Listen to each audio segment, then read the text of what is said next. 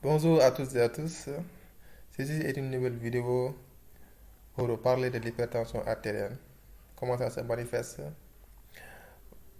quelles sont ses complications, comment on la traite et les préventions, les mesures préventives à prendre.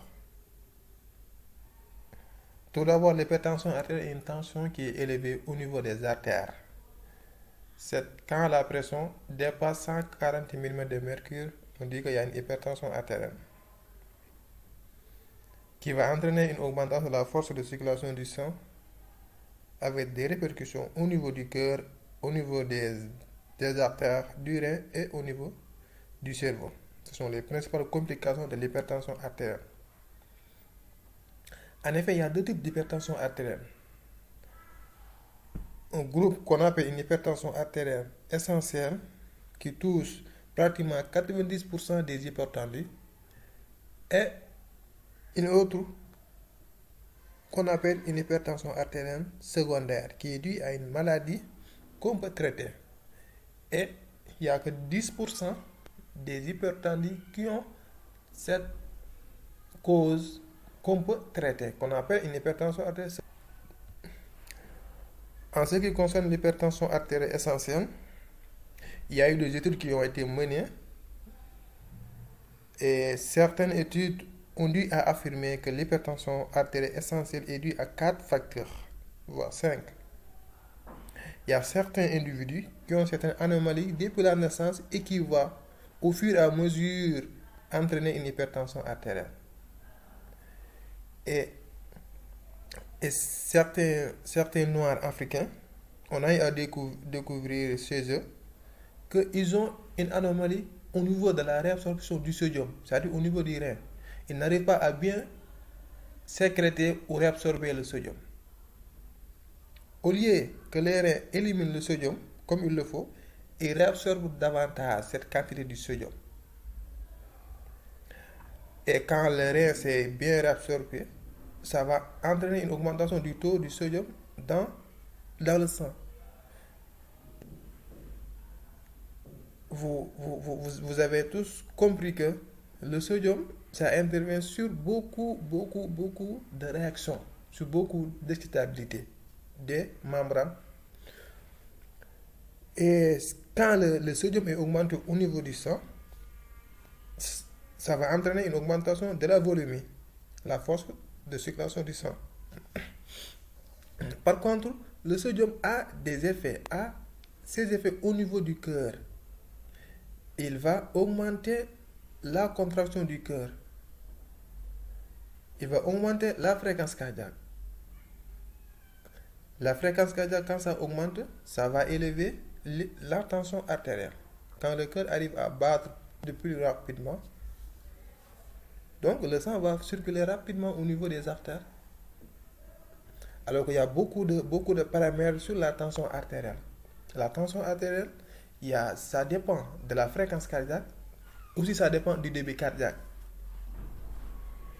Et donc, quand le sodium est élevé, le sodium va augmenter le débit cardiaque, aussi va augmenter la fréquence cardiaque. C'est pourquoi certains Noirs africains ont là l'hypertension artérielle essentielle par le fait qu'il y a beaucoup de sodium qui est emmagasiné au niveau de l'organisme. À part cette affirmation, il y a d'autres qui ont parlé des défauts de transmission au niveau de la membrane de certaines cellules entre le sodium et le calcium. C'est une anomalie au niveau des transporteurs. Et cette anomalie va entraîner une élévation du taux de sodium et de calcium dans les cellules. Autrement dit, il y aura une séquestration du sodium et du calcium au niveau des cellules. Le sodium et le calcium, ce sont des ions qui ont leur rôle au niveau de l'excitabilité neuromusculaire. Ça élève l'excitabilité neuromusculaire. Donc, il stimule la fréquence cardiaque parce qu'ils vont entraîner une élévation de la contraction des muscles. Vous savez tous que le cœur est un muscle. Donc, si le calcium est élevé dans les cellules musculaires du cœur et dans les cellules musculaires des artères. Les artères sont entourées par des cellules musculaires. Parce que si le calcium est élevé dans ces cellules musculaires, il y aura forcément une augmentation de la contraction de ces muscles lisses. Et si ces muscles se contractent davantage, cette contraction élève la tension au niveau des artères et au niveau du cœur. En outre, ils vont développer une hypertension artérielle parce que ces individus ont beaucoup de calcium et de sodium dans ces cellules musculaires, au niveau du cœur et au niveau des artères. À part ces deux études sur la sensibilité du système nerveux chez certains individus, des chercheurs ont eu à trouver que certains hypertendus ont une augmentation de la sensibilité des hormones du stress, comme les catécholamines, c'est-à-dire la noradrénaline, la dopamine et l'adrénaline. Par contre, ces hormones-là, ce sont des hormones qui élèvent la tension. Parce qu'ils vont entraîner une vasoconstriction, c'est-à-dire ils vont diminuer la lumière des artères. Et aussi, ils entraînent ce qu'on appelle une augmentation de la fréquence cardiaque. Quand la fréquence cardiaque augmente et que la lumière des artères diminue, il y aura une hypertension artérielle. Donc, ces individus-là qui ont une augmentation de la sensibilité de ces hormones vont développer secondairement une hypertension artérielle essentielle. Il y a certains individus qui ont un défaut de sécrétion des hormones comme les substances comme la prostaglandine, la bradykinin qui ont le rôle de diminuer ou bien de réguler la tension artérielle. Quand cette tension artérielle est élevée, ces hormones prostaglandine et bradykinin vont entraîner une dilatation des vaisseaux pour abaisser et diminuer cette augmentation de la tension. Et il y a certains individus qui ont ce défaut de sécrétion de ces deux substances.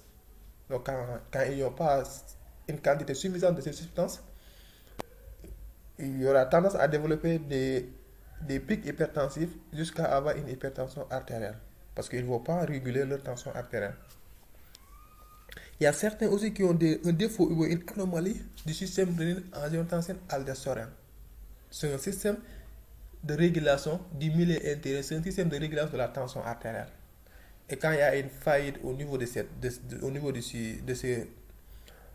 du réseau rénine-angiotensine, il n'y aura plus de contrôle au niveau de la tension artérielle.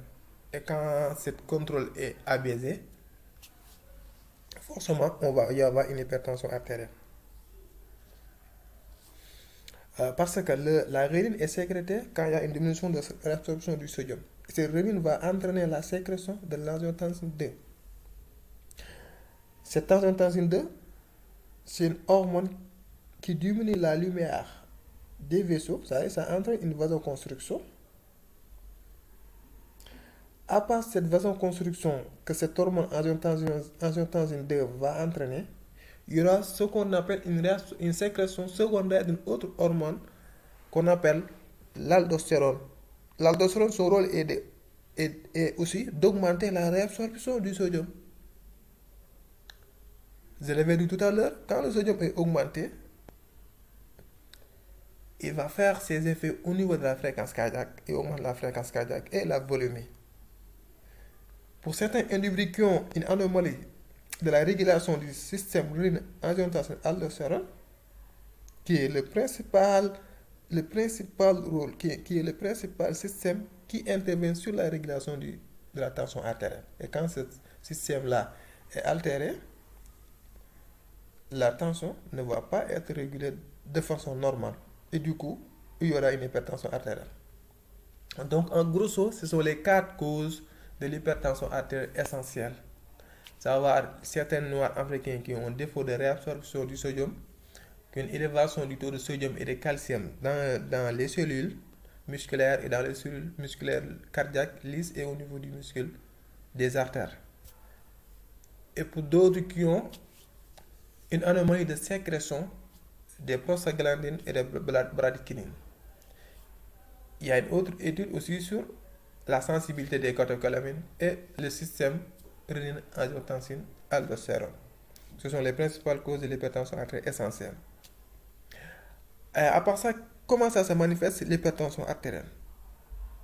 Je tiens à vous dire que l'hypertension artérielle est toujours asymptomatique en dehors de ses complications. C'est pourquoi il faut dépister l'hypertension artérielle de façon très tôt pour prévenir les complications. Comme c'est une maladie qui est asymptomatique, donc ce qui est plus important à faire, c'est de faire des contrôles de la tension artérielle de façon régulière pour dépister précocement une élévation de la tension artérielle et la régler très tôt, avant qu'il ne soit trop tard. Et si l'hypertension artérielle entraîne des complications, comme une poussée hypertensive, il va y avoir des signes. Et ces signes-là, ce sont les signes neurosensoriels, c'est-à-dire des maux de tête, des vertiges, une épistaxis, ou bien même des flous visuels. Ce sont les principaux signes qu'on peut avoir en cas de poussée hypertensive. C'est-à-dire qu'il y a une hypertension artérielle et ça élève d'un coup. Il va y avoir des signes de cette manifestation. Et le plus souvent, c'est en cas de ces complications qu'on diagnostique l'hypertension artérielle. En outre, les complications de l'hypertension artérielle, la tension artérielle, ça affecte le cœur pour entraîner une insuffisance cardiaque, une dilatation des ventricules gauche, une formation de la plaque d'athérome qui va obstruer les artères, qui va diminuer la lumière des artères, pour enfin entraîner des AVC ischémiques ou bien des AVC hémorragiques. Quand cette tension artérielle est élevée, il y a des répercussions au niveau du rein. À la longue, il y aura une insuffisance rénale chronique. Donc, ce sont les principales complications de l'hypertension artérielle. Et comment prévenir cette hypertension? Il y a une prévention primaire et une prévention secondaire. Cette prévention primaire, c'est valable sur tous les individus qui n'ont pas encore l'hypertension artérielle. Et cette prévention primaire est très importante.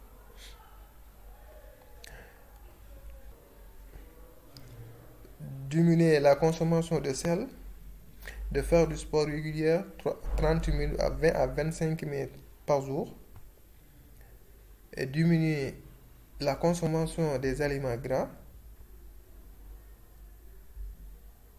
diminuer ce qu'on appelle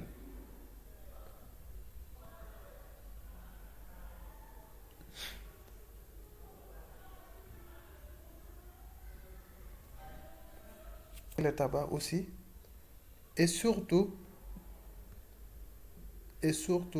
de manger des aliments, des légumes et des fruits. Arrêter le tabac,